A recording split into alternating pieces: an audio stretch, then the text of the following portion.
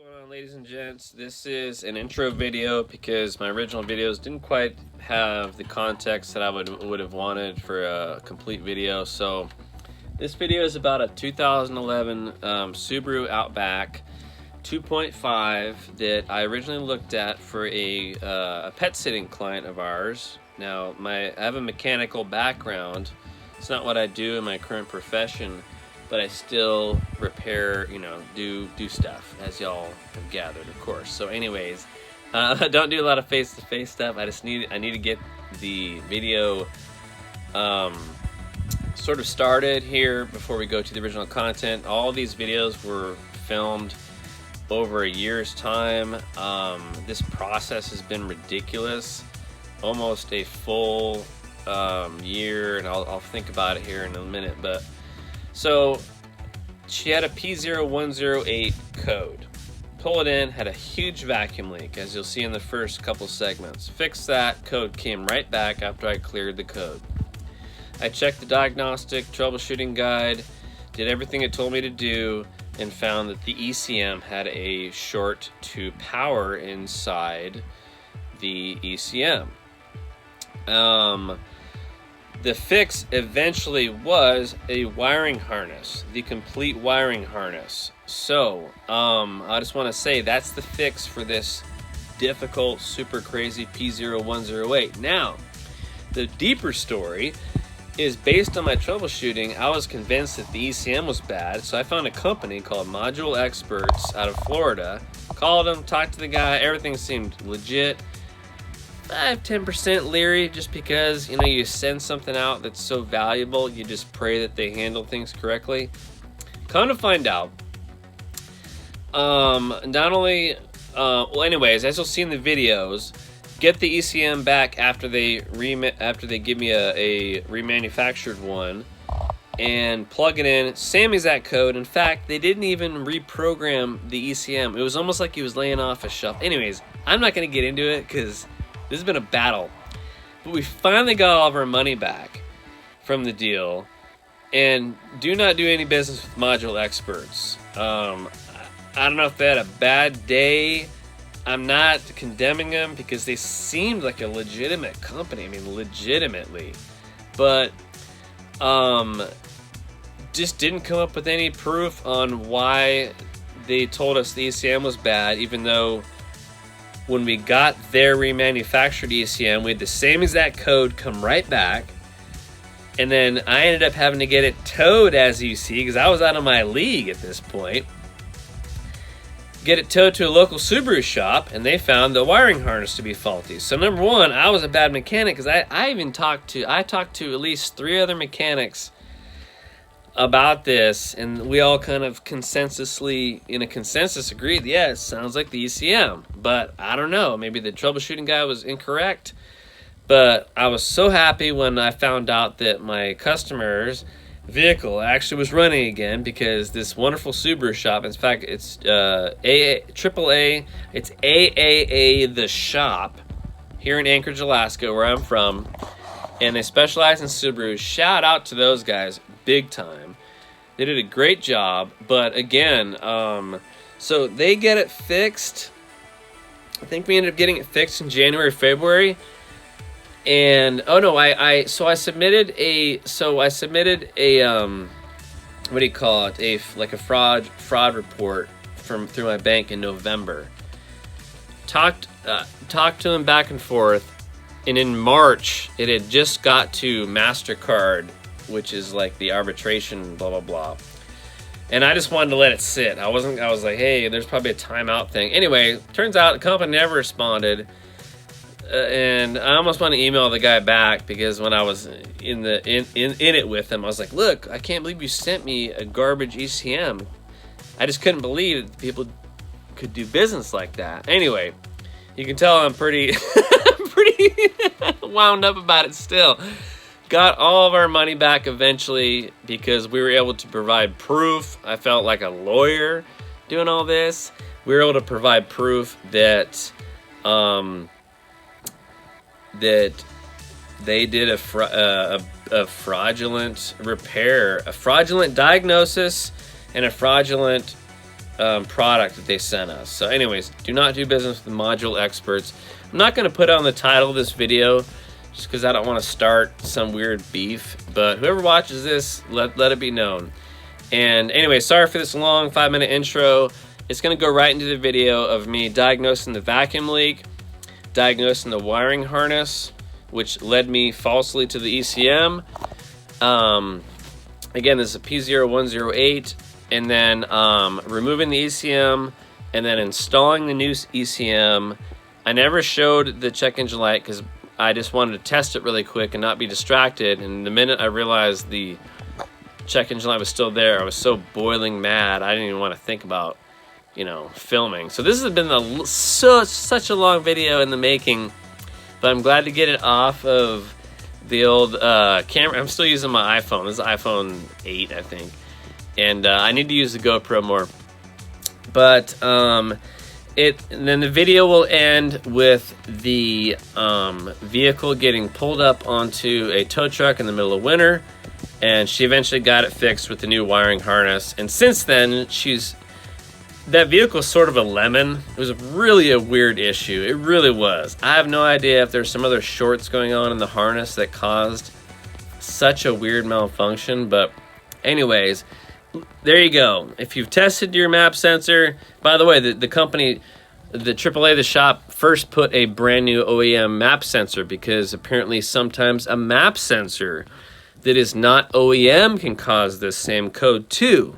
So if you've gotten to this point, 6 minutes, 45 seconds in, if you can't figure out this code, it's on a vacuum leak, it might be you need an OEM map sensor, or your wiring harness is faulty, or, and better be darn sure, the ECM might have a short to power, which was not our case. So anyways, the vehicle's running, and I don't want anything to do with it ever again. So enjoy the footage. Again, this is over like a 9-month period of time, so thanks for watching.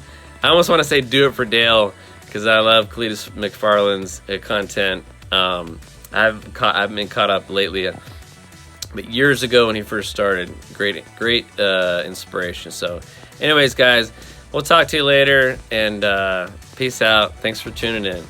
That's into your garage.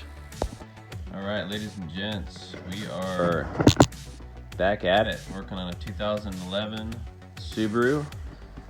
It's an Outback 2.5, and the issue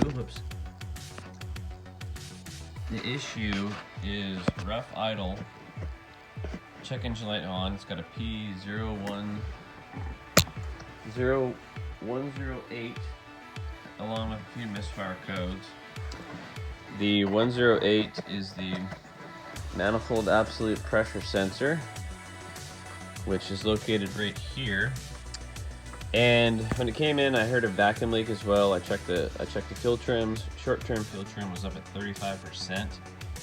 And if you're not familiar with that, when the computer recognizes a lean or rich condition, it'll try to fix it.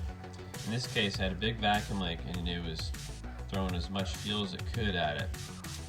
And come to find out, the reason why there's a vacuum leak is the sensor that was in there does not have an O-ring on there at all.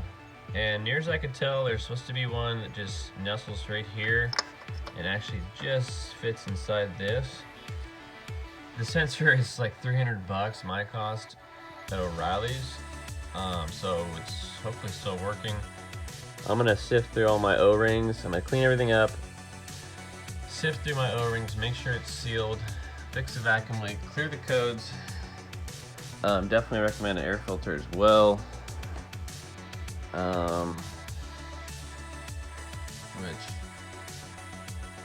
I'd really like to get a new one of those before I even start it, so it has a fresh start. Anyway, there you have it. While I was in here, I checked the spark plugs on it. It's got 170,000 miles on it. The plugs actually look pretty good. All that, you can see a little bit of oil on the top half of it, as well as the coil here, due to just your standard, you know, valve cover, little seal type of things going bad. So, but yeah, if you ever run into a P0108, then they're not that common. And what was going on is there was such a huge vacuum leak right near to the sensor. The computer was seeing, you know, a type of voltage that indicated some sort of circuit issue, you know. Who knows about the finer details of it, but anyway, so we're gonna go back together with it, and we will do a follow-up video here. Alright, we're just going to do a quick update. Was able to fix the vacuum leak on this manifold absolute pressure sensor, but I still have the high, the P0108. And what that is on the signal wire, it's seeing too much voltage. So, and the voltage is actually present with the connector disconnected, which I've done all this testing before. And if everything stays the same when you disconnect it, meaning there's voltage on that signal wire, there's basically a 5-volt reference, then the diagnostic strategy is to find the short to power between the sensor and the ECM. So what I've done here is I've unraveled all this. I've inspected the blue and yellow. Here at this junction, it turns into a white and yellow. And all the way into the ECM. I didn't look at the wire, but what I did is I tested it. And what we did here is we found the pin for the ECM, which is D20. And that pin is the signal wire for the manifold absolute pressure sensor B137, which is D connector, slot 20. At ignition switch on, engine off, it should be 3.4 to 3.8, right? And when it's running, it should be 1.4 to 1.8. Now, what I've done is I've got a jumper on the signal wire. I turned my key on, and I found the basically 5-volt reference signal that shouldn't be there. And to basically isolate this issue from this wire into the ECM, what I did is I snipped the wire that goes out to the sensor. That way, in case there's a short to ground at the firewall, or excuse me, short to power, I snipped that and I still have the same 5 volts. So whatever funky thing is going on with this, this thing should not have any voltage there, right? So it is what it is. At this point, it looks like the ECM is at fault, but I'm going to talk with the customer and just figure out what they want to do. But other than that, man, cheapers, this was a doozy, I'm telling you. They're on this signal wire. Remember, it's waiting for voltage from the manifold absolute pressure sensor, and what it's got is it's almost acting like another 5-volt reference signal for the sensor. So something going on in ECM looks like, but we're gonna get this thing buttoned up. Thanks for tuning in. All right, y'all, we are finally back on our 2011 Subaru Legacy, or Subaru Outback. The last videos you saw were seriously 6 to 9 months ago, 6, 7, something like that. And did a lot of rooting around and just made sure that this was indeed the issue. And again, what we were dealing with is on the signal wire for the map sensor, the ECM has an internal short to power. So we've got a 5 volts coming out of the ECM on this wire where it should be just reading,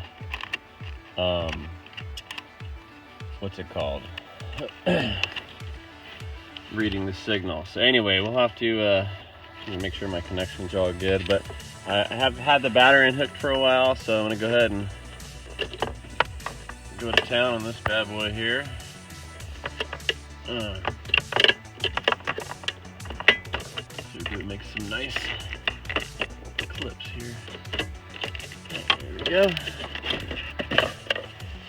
Alright, so, and we're gonna get it off of this frame here, and then we're gonna mail this out to a company in Florida called Module Experts, and we'll see how they do. Or everything seems legit, and they'll mail it back.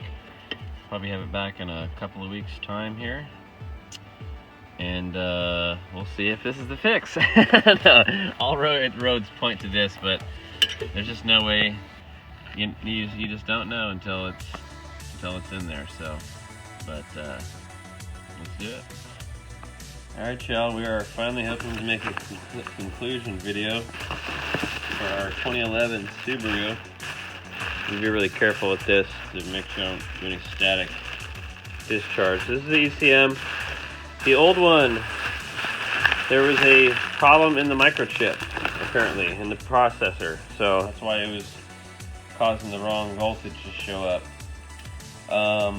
So what we got going is I've got this wrapped up, ready to go.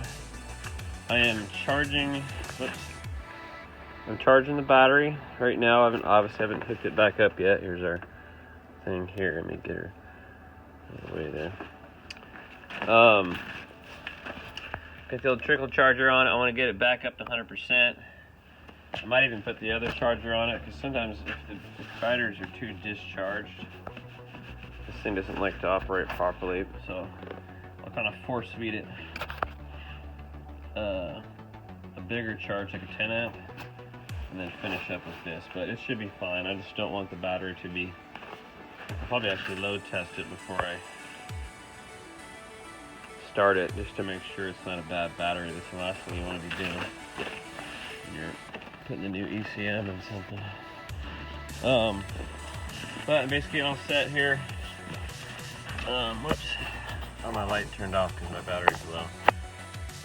Anyway, so plus my battery is about to go. It's getting cold out, so it's not holding the charge fast. But let's we're gonna get the battery charged up. We're gonna make sure it's still unhooked. We're gonna plug this in. We're gonna connect that battery and pray that it starts up and there's no check engine light. If Module Experts did the job here. Alright, y'all, we got the battery charger unhooked. The battery ground cable is still unhooked, of course. And I've got it back in its bracket, and I've got the bracket kind of just sitting there. And we are ready to go here. I got my old connections that should be just nice and solid. This should go in just pretty easily here. Look how much stress is on that. Jeepers. What is this? I gotta put this down, guys. Alright, I had to shift everything around there. I think I'm gonna go ahead and tighten up this bracket just so there's no more tension. In fact, this needs to go. Is that right? It looks like this little tab is supposed to go up over there. Huh. That's weird. Huh. That's just the bracket. This little tab up there. It's supposed to go in that little slot there. Let's see how that's supposed to happen. But alright, guys, we're gonna get this figured out here. Alright, y'all. Company sent us a faulty ECM. This thing is getting shipped over to the Subaru place, not the dealership, but a local Subaru shop. They're gonna help us figure it out here.